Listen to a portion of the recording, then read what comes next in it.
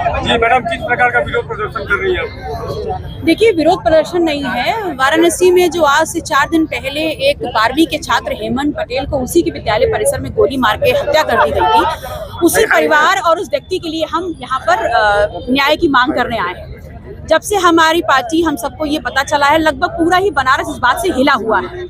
जो हमारे देश का भविष्य है, उनके साथ कोई कैसे ऐसे जघन्य अपराध कर सकता है। और इस बाबत हमने 3 दिन पहले भी धरना प्रदर्शन करके मांग करके एक मांग पत्र दिया था।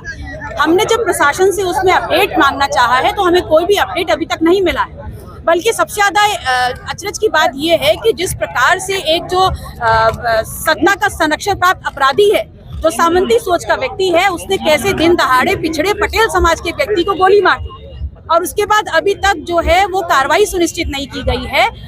जो एफआईआर करी गई उसमें पहले हीला हवाली करी गई और फिर जब एफआईआर कर ली गई तो वहां पर जो मुक्त आरोपी थे उनको किसी न किसी तरीके से बहाने से बचाने का प्रयास किया जा रहा था। तो हमारी ये मांग है कि अगर हमारे माननीय प्रधानमंत्री जी ये कह रहे हैं कि पहलगांव में जो वहां पर पर्यटक मारे गए हैं, तो सबसे पहले मैं उनको बता दूं कि वहां पर जो मारे गए हैं वो इस देश के नागरिक हैं।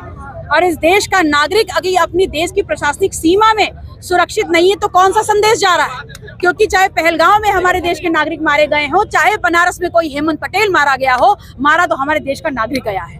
अगर वहां पर गुनहगार, हम ये बोल रहे हैं कि वहां का जो गुनहगार है उसको शरण दे रही है, उसको संरक्षण दे रही है पाकिस्तान, तो यहाँ पर हेमंत पटेल के जो हत्यारे हैं उनको क्या भारतीय जनता पार्टी संरक्षण दे रही है? अगर वहां पर धर्म देखकर मारा गया है तो क्या यहाँ पटेल की जाति को देख करके नहीं मारा गया है? तो न्याय तो दोनों के लिए होना चाहिए।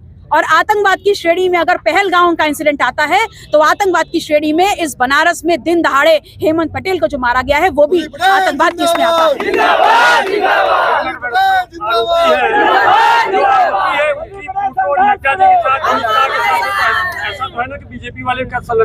देखिए, मैंने इसीलिए कहा कि ये बहुत बड़ा अपराध है और जिस प्रकार से 96 घंटे होने के बाद भी अभी तक कार्रवाई नहीं हुई है, इसीलिए मैंने अपनी बात को शुरू करते वक्त कहा कि सत्ता संरक्षक अपराधी और एक सामंती सोच का व्यक्ति जो अपने रसूख का इस्तेमाल कर रहा है, तो उसके रसूख का अगर इस्तेमाल कर रहे हैं तो भारतीय जनता पार्टी को इस प्रदेश की जनता के सामने आकर के बताना पड़ेगा कि क्या संबंध है आपका उस हत्यारे से। और अगर संबंध नहीं है तो फिर यहाँ पर पुलिस प्रशासन के ऊपर किस प्रकार का दबाव है कि अब तक जो आरोपी थे उनको पकड़ा नहीं गया, उनके खिलाफ कार्रवाई नहीं हो रही है।